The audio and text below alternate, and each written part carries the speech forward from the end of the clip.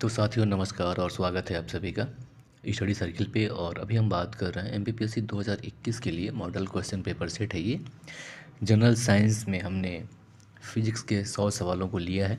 तो आइए शुरुआत करते हैं पहले सवाल से। पहला सवाल है कि निम्नलिखित में से कौन सी मात्रा जड़त्व का माप है? वेग, त्वरण, द्रव्यमान या फिर भार? तो सही विकल्प हो जाएगा यहाँ पे सी, द्रव्यमान। और क्वेश्चन नंबर सेकेंड है कि खाद्य ऊर्जा को हम किस इकाई में माप सकते हैं? कैलोरी, केल्विन, जूल या फिर अर्ग में? तो सही विकल्प है ए, कैलोरी। और क्वेश्चन नंबर 3 है कि पदार्थ के संवेग और वेग के अनुपात से कौन सी भौतिक राशि प्राप्त की जाती है? विकल्प है वेग, त्वरण, द्रव्यमान या फिर बल। तो सही विकल्प हो जाएगा यहाँ पे सी, द्रव्यमान।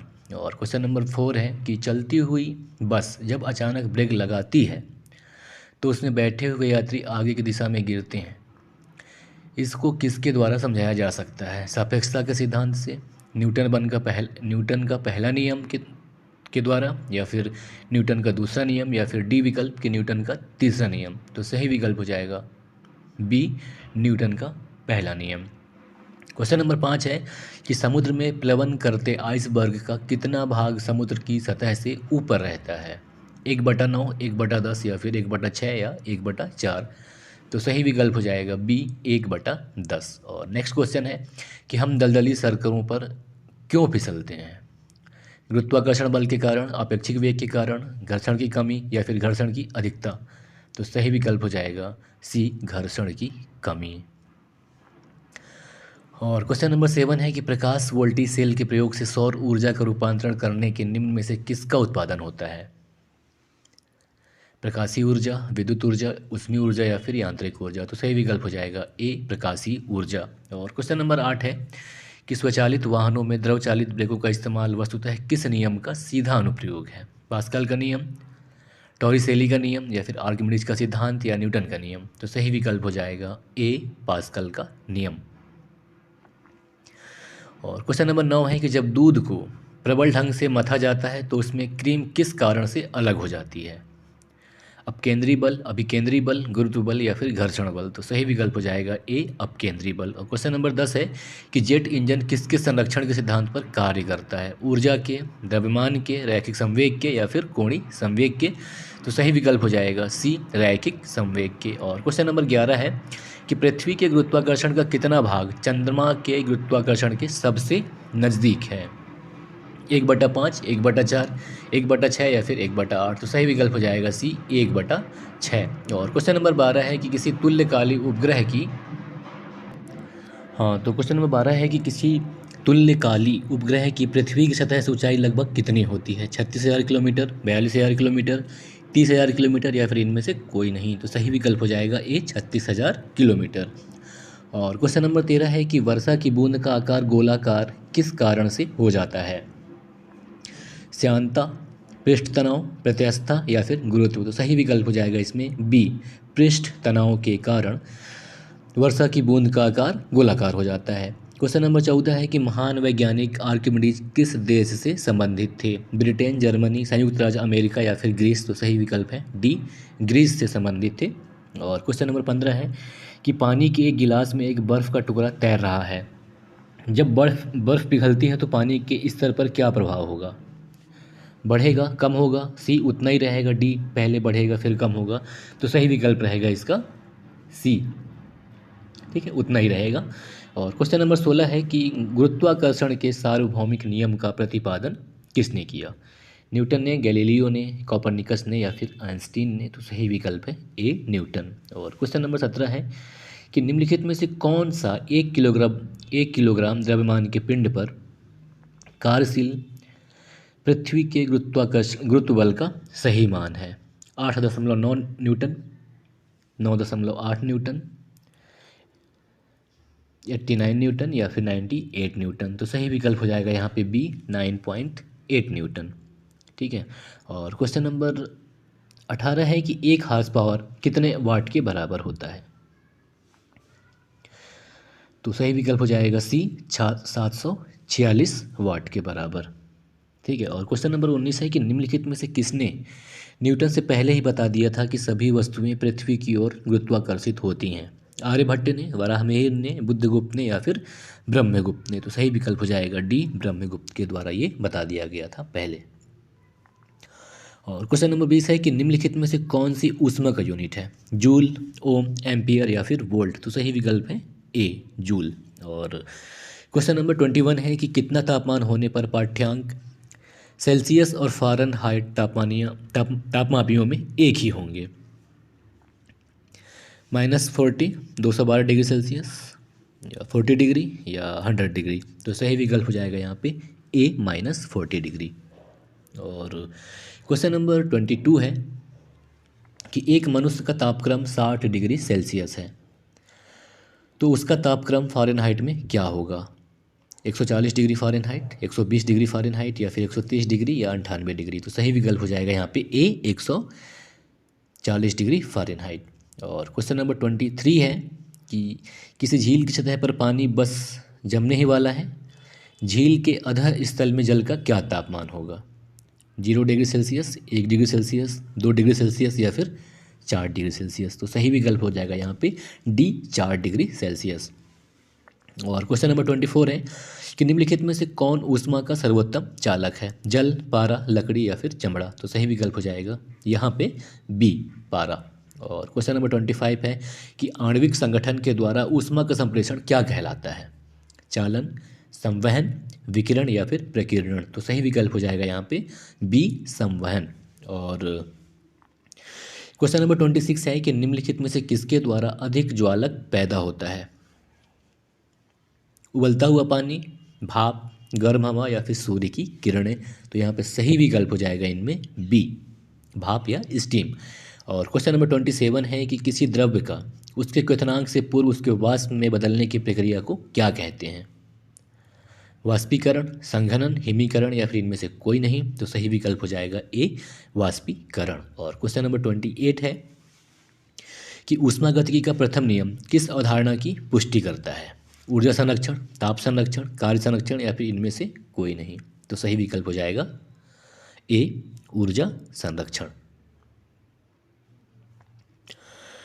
और क्वेश्चन नंबर 29 है कि निम्नलिखित में से किसकी ऊष्माधारिता अधिक है? लोहे का टुकड़ा, जल, स्वर्ण का टुकड़ा या फिर बेंजीन। तो यहाँ पे सही विकल्प हो जाएगा बी, जल। और क्वेश्चन नंबर 30 है कि बिना किसी ताप परिवर्तन के किसी पदार्थ को द्रव में गैस परिवर्तित करने के लिए अपेक्षित ऊष्मा को किसकी गुप्त ऊष्मा कहा जाता है? वाष्पन की, ऊर्ध्वपातन की, संघनन की या फिर वाष्पीभवन की। तो सही विकल्प हो जाएगा यहाँ पे ए, वाष्पन की। और क्वेश्चन नंबर 31 है कि मिट्टी के घड़े में निम्न में से किस क्रिया के कारण जल ठंडा रहता है? द्रवण, वाष्पीकरण, ऊर्ध्वपातन या फिर इनमें से कोई नहीं। तो सही विकल्प हो जाएगा बी, वाष्पीकरण के कारण। और क्वेश्चन नंबर 32 है कि शिकार या परभक्षियों या बाधाओं का पता लगाने के लिए चमगादड़ अथवा डॉल्फिन किस परिघटना का प्रयोग करते हैं? एक्चुअली शिकार लिखा है ये कि शिकार, परभक्षियों या बाधाओं का पता लगाने के लिए चमगादड़ या जो डॉल्फिन होती हैं वो किसका प्रयोग करती हैं जिससे वो सुरक्षित अपने आप को करती हैं? पहला है ध्वनि का अपवर्तन, दूसरा है विस्पंदों का बनना, सी ध्वनि का प्रकीर्णन या फिर डी प्रतिध्वनि का निर्धारण। तो सही विकल्प हो जाएगा यहाँ पे डी, प्रतिध्वनि का निर्धारण।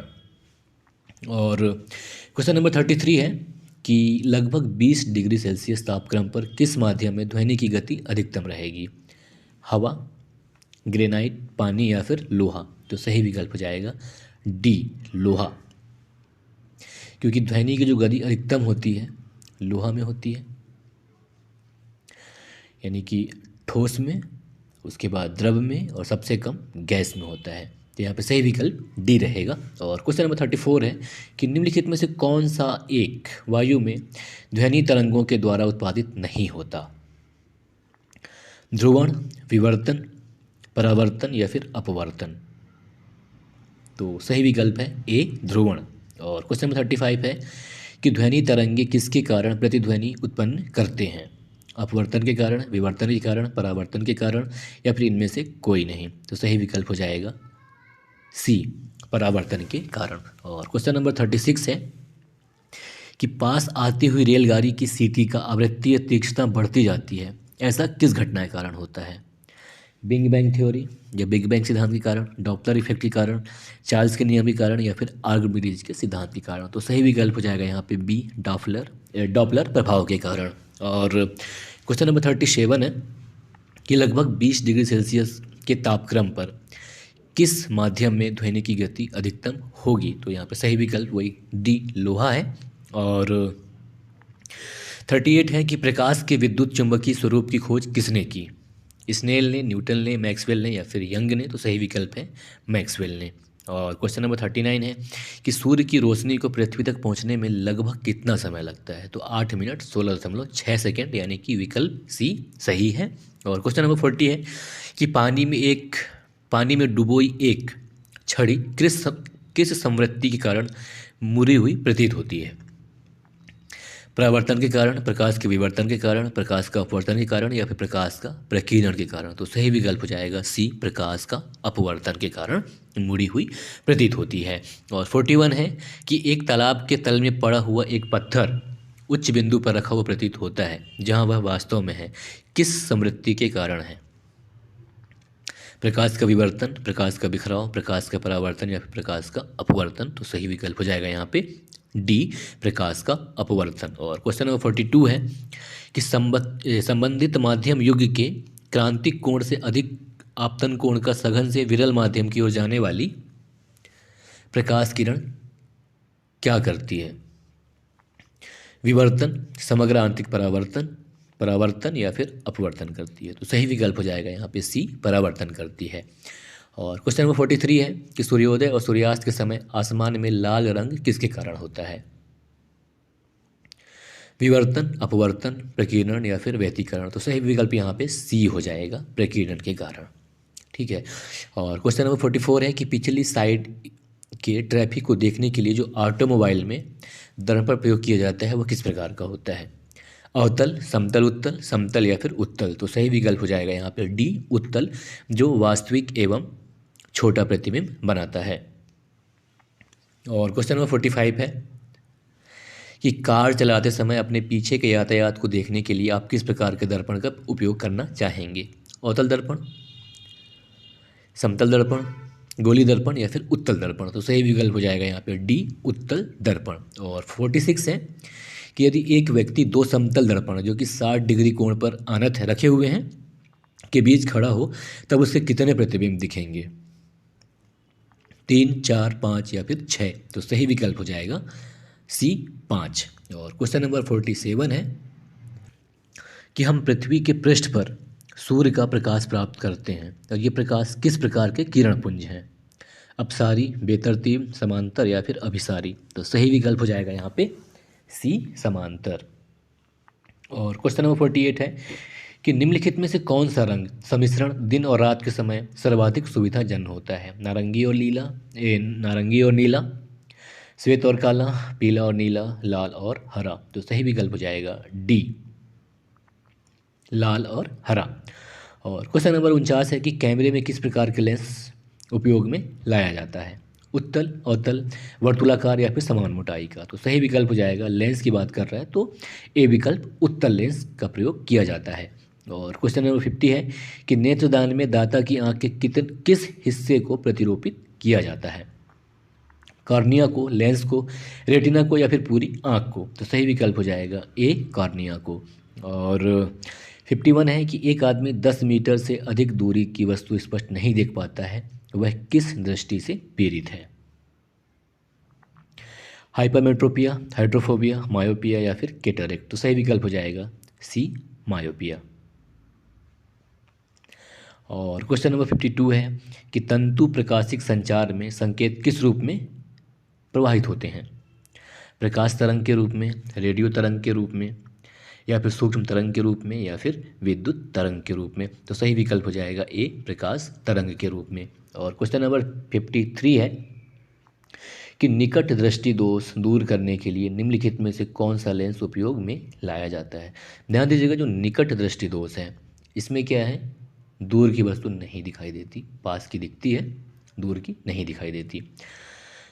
नतोदर, वर्तुलाकार, या फिर इनमें से कोई नहीं। तो सही विकल्प हो जाएगा बी, नतोदर या कॉनकेव लेंस का उपयोग किया जाता है। और 54 है कि निम्नलिखित तिथियों में से किस में दोपहर को आपकी छाया सबसे छोटी होती है? 25 दिसंबर, 21 मार्च, 21 जून या फिर 14 फरवरी। तो सही विकल्प हो जाएगा सी 21 जून, क्योंकि इस दिन दिन रात बराबर होते हैं, इसकी वजह से दोपहर 12 बजे आपकी परछाई सबसे छोटी होगी। और क्वेश्चन नंबर 55 है कि अबिंदुकता को का दोष दूर करने के लिए निम्नलिखित में से किस लेंस का प्रयोग करना चाहिए? सिलेंडरी लेंस, अवतल लेंस, उत्तल लेंस या फिर द्विफोक्सी लेंस। तो सही विकल्प हो जाएगा यहाँ पे ए सिलेंडरी लेंस। और क्वेश्चन नंबर 56 है कि निम्नलिखित में से कौन सर्वोत्तम विद्युत का चालक है? तांबा, लोहा, एल्यूमिनियम या फिर चांदी। तो सही विकल्प यहाँ पे डी हो जाएगा, चांदी। और 57 है कि इलेक्ट्रिक करंट का यूनिट निम्नलिखित में से कौन सा है? केल्विन, मोल, कैंडेला या फिर अर्ग। तो सही विकल्प हो जाएगा यहाँ पे डी अर्ग। और क्वेश्चन नंबर 58 है कि ओम का नियम क्या परिभाषित करता है? प्रतिरोध, केवल धारा, केवल वोल्टता या फिर धारा और वोल्टता दोनों को। तो सही विकल्प हो जाएगा डी धारा और वोल्टता दोनों को। और क्वेश्चन नंबर 59 है कि बिजली के बल्ब का फिलामेंट किस धातु से बना होता है? कॉपर, आयरन, लेड या फिर टंगस्टन। तो सही विकल्प हो जाएगा डी टंगस्टन। और क्वेश्चन नंबर 60 है कि तड़ित चालक का आविष्कार किसने किया? Graham Bell, Lord Lister, Benjamin Franklin या फिर आइंस्टीन ने। तो सही विकल्प हो जाएगा सी बेंजामिन फ्रैंकलिन ने। और 61 है कि सामान्यतः प्रयोग में लाई जाने वाली प्रदीप्ति ट्यूबलाइट पर निम्नलिखित में से कौन सा अंकित होता है? 200 के, 273 के, 6500 के या फिर 9000 के। तो यहाँ पर सही विकल्प हो जाएगा सी 6500 के। और 62 है कि एकीकृत परिपथ में प्रयुक्त अर्धचालक जो चिप होती है वो किसकी बनी होती है? कैल्शियम, कार्बन, सिलिकॉन या फिर जिरकॉन की। तो सही विकल्प हो जाएगा सी सिलिकॉन की। और क्वेश्चन नंबर 63 है कि यदि किसी प्रारूपी पदार्थ का वैद्युत प्रतिरोध गिरकर शून्य हो जाता है तो उस पदार्थ को क्या कहते हैं? अतिचालक, अर्धचालक, चालक या फिर रोधी। तो सही विकल्प हो जाएगा यहाँ पे बी अर्धचालक। और क्वेश्चन नंबर 64 है कि स्थिर वैद्युत अवक्षेपित का प्रयोग किसे नियंत्रित करने के लिए किया जाता है? रासायनिक प्रदूषक को, रेडियो सक्रिय प्रदूषक को या फिर जल प्रदूषक को या फिर वायु प्रदूषक को। तो सही विकल्प हो जाएगा डी वायु प्रदूषक को। क्वेश्चन नंबर 65 है कि निम्नलिखित में से कौन सी एक प्रकृति में अनुचुंबकीय है? लो, हाइड्रोजन, ऑक्सीजन या फिर नाइट्रोजन। तो यहाँ पे सही विकल्प हो जाएगा सी ऑक्सीजन। और क्वेश्चन नंबर नेक्स्ट है 66 कि पृथ्वी एक बहुत बड़ा चुंबक है, इसका चुंबकीय क्षेत्र किस दिशा में से विस्तृत होता है? पूर्व से पश्चिम, पश्चिम से पूर्व, उत्तर से दक्षिण या फिर दक्षिण से उत्तर। तो सही विकल्प हो जाएगा डी दक्षिण से उत्तर की ओर। और क्वेश्चन नंबर 67 है कि जिस तत्व में परमाणु में 2 प्रोटॉन, 2 न्यूट्रॉन और 2 इलेक्ट्रॉन हैं उस तत्व का द्रव्यमान कितना होता है? 2, 4, 6, 8। तो सही विकल्प हो जाएगा यहाँ पे बी 4। और क्वेश्चन नंबर 68 है कि परमाणु जिनमें प्रोटॉनों की संख्या समान परंतु न्यूट्रॉनों की संख्या भिन्न भिन्न रहती है उसे क्या कहते हैं? समदाबिक, समावयवी, समन्यूट्रॉनिक या फिर समस्थानिक। तो सही विकल्प हो जाएगा डी समस्थानिक। और क्वेश्चन नंबर 69 है कि नाभिकीय रिएक्टर के निर्माण में निम्नलिखित में से कौन सा एक अनिवार्य है? कोबाल्ट, निकेल, जर्कोनियम या फिर टंगस्टन। तो सही विकल्प हो जाएगा यहाँ पे सी जर्कोनियम। और क्वेश्चन नंबर 70 है कि पृथ्वी के आयु का निर्धारण निम्न में से किस विधि के द्वारा किया जाता है? कार्बन डेटिंग विधि, जैव तकनीकी विधि, जैव घड़ी विधि या फिर यूरेनियम विधि। तो यहाँ पे बात हो रहा है पृथ्वी की आयु। तो सही विकल्प हो जाएगा यहाँ पे डी यूरेनियम विधि। और क्वेश्चन नंबर 71 है कि कूलीज नलिका का प्रयोग क्या उत्पन्न करने के लिए किया जाता है? रेडियो तरंगे, सूक्ष्म तरंगे, एक्स किरणें या फिर गामा किरणें। तो सही विकल्प हो जाएगा यहाँ पे सी एक्स किरणें। और क्वेश्चन नंबर 72 है कि निम्न में से कौन सा धातु अर्धचालक की तरह ट्रांजिस्टर में प्रयोग होती है? तांबा, जर्मेनियम, ग्रेफाइट या फिर चांदी। तो सही विकल्प हो जाएगा बी जर्मेनियम। और क्वेश्चन नंबर 73 है कि विद्युत उत्पन्न करने के लिए कौन से धातु का उपयोग होता है?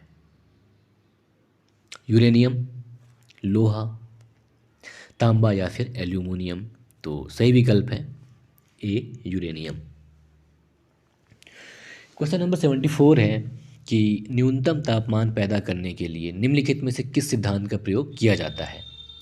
अतिचालकता, जूल केल्विन प्रभाव, ताप वैद्युत प्रभाव या फिर रुद्धोष्म विचुंबकन।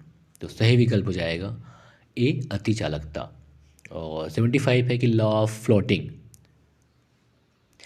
सिद्धांत की खोज किसने की थी? न्यूटन, राइट ब्रदर्स, गैलीलियो या फिर आर्किमिडीज ने। तो सही विकल्प हो जाएगा डी आर्किमिडीज के द्वारा। ठीक है। और क्वेश्चन नंबर 76 है कि इस सदी की शुरुआत में हवाई जहाज का आविष्कार किसने किया? Wright brothers, James Watt, Humphry Davy या फिर ब्राउन। तो सही विकल्प हो जाएगा ए राइट ब्रदर्स ने। तो क्वेश्चन नंबर 77 है कि मेडिकल डॉक्टर्स या व्यावसायिकों के द्वारा निम्नलिखित में से किस उपकरण का उपयोग किया जाता है? पहला है एमीटर, दूसरा डीप सर्कल, सी है हाइड्रोमीटर और डी है स्टेथोस्कोप। तो सही विकल्प हो जाएगा यहाँ पे डी स्टेथोस्कोप। और क्वेश्चन नंबर 78 है कि महासागरों में डूबी हुई वस्तुओं की स्थिति जानने के लिए निम्न में से किस यंत्र का प्रयोग किया जाता है? ऑडियोमीटर, गैल्वेनोमीटर, सेक्सटेंट या फिर सोनार। तो सही विकल्प हो जाएगा यहाँ पे डी सोनार। और क्वेश्चन नंबर 79 है कि एक उड़ते हुए चक्के की प्रति सेकंड घूर्णन किससे मापी जाती है? बैरोमीटर से, एनीमोमीटर से, हाइग्रोमीटर से या फिर एट्रोबोस्कोप से। तो सही विकल्प हो जाएगा डी स्ट्रोबोस्कोप से। और क्वेश्चन नंबर 80 है कि खुली नलिका का प्रयोग क्या उत्पन्न करने के लिए किया जाता है? तो इसका विकल्प सी एक्स किरण हो जाएगा। और 81 है कि अति लघु समय अंतरालों को सही सही मापने के लिए निम्नलिखित में से किसका प्रयोग किया जाता है? पल्सर का, क्वार्ट्ज घड़ियों का, परमाणु घड़ियों का या फिर श्वेत वामन का। तो सही विकल्प हो जाएगा सी परमाणु घड़ियों का। और 82 नंबर क्वेश्चन है कि एसआई पद्धति में लेंस की शक्ति की इकाई क्या है? वाट, डायोप्टर, ऑप्टर या फिर मीटर। तो सही विकल्प हो जाएगा बी डायोप्टर। और 83 है कि निम्नलिखित में से कौन सा है कि व्युत्पन्न परिणाम नहीं है? घनत्व, द्रव्यमान, आयतन या फिर चाल। तो सही विकल्प यहाँ पे हो जाएगा बी द्रव्यमान। और 84 है कि निम्नलिखित में से किसकी इकाई न्यूटन मीटर नहीं है? बल, गतिज ऊर्जा, कार्य या फिर ऊर्जा। तो सही विकल्प हो जाएगा ए बल। ठीक है। और क्वेश्चन नंबर 85 है कि क्रिकेट की गेंद को किस कोण से मारा जाना चाहिए ताकि वह अधिकतम दूरी तक जा सके? 36 से 60 डिग्री का कोण, 36 से 45 डिग्री का कोण, 36 से 30 डिग्री का कोण या फिर 36 से 15 डिग्री का कोण। तो यहाँ पे सही विकल्प हो जाएगा बी 36 से 45 डिग्री का कोण जाने पर वो अधिकतम दूरी जा सकता है। और 86 है कि निम्नलिखित द्रवों में से कौन सा ऊष्मा का बहुत अच्छा चालक है? पारा, पानी, ईथर अथवा बेंजीन। तो सही विकल्प हो जाएगा यहाँ पे ए पारा। और 87 है कि किस बिंदु पर फ़ारेनहाइट तापक्रम सेंटीग्रेड तापक्रम का दोगुना हो जाता है? -6.7 F, -12.3 डिग्री फ़ारेनहाइट या फिर 135 डिग्री फ़ारेनहाइट या फिर 160 डिग्री फ़ारेनहाइट। तो सही विकल्प हो जाएगा डी 160 डिग्री फ़ारेनहाइट। और 88 है कि सेल्सियस में माप का कौन सा तापक्रम 300 के बराबर होता है? 3 degree Celsius, 27 degree Celsius, 300 degree Celsius या फिर इनमें से कोई नहीं। तो सही विकल्प हो जाएगा बी 27 डिग्री सेल्सियस। और इसके बाद नेक्स्ट है 89 कि वह उपकरण जो ध्वनि तरंगों की पहचान तथा ऋजु रेखन के लिए प्रयुक्त होता है क्या कहलाता है? रडार, सोनार, पुकार या फिर इनमें से कोई नहीं। तो सही विकल्प हो जाएगा बी सोनार। और 90 नंबर क्वेश्चन है कि एक जैव पद्धति जिसमें पराश्रव्य ध्वनि का उपयोग किया जाता है क्या कहलाता है? सोनोग्राफी, ईसीजी, ईईजी या फिर एक्सरे। तो सही विकल्प हो जाएगा ए सोनोग्राफी। और 91 क्वेश्चन है कि वाहनों के अग्रदीपों या जिसे हेडलाइट कहा जाता है में किस प्रकार के दर्पण का इस्तेमाल होता है? समतल दर्पण, उत्तल दर्पण, अवतल दर्पण या फिर पर्यावलयिक दर्पण। सही विकल्प हो जाएगा पर्यावलयिक दर्पण, डी विकल्प। ठीक है। और क्वेश्चन नंबर 92 है कि जब कोई वस्तु दो समानांतर समतल दर्पण के बीच रखी जाती है तो बने हुए प्रतिबिंबों की संख्या कितनी होगी? 2, 1, 6 या फिर अनंत। तो सही विकल्प हो जाएगा डी अनंत। और क्वेश्चन नंबर 93 है कि एक मनुष्य 1 मीटर से कम दूरी की वस्तु को स्पष्ट नहीं देख सकता है, वह व्यक्ति किस दोष से पीड़ित है? दूरदृष्टि, निकट दृष्टि, ताल का रोग या फिर इनमें से कोई नहीं। तो यहाँ पे सही विकल्प हो जाएगा दूरदृष्टि, क्योंकि वह यहाँ पे हो जाएगा दूरदृष्टि, दूरदृष्टि से पीड़ित है उसको। और नेक्स्ट है 94 कि निम्नलिखित प्रकार के कांचों में से कौन सा एक परावैंगनी किरणों का विच्छेदन कर सकता है? सोडा कांच,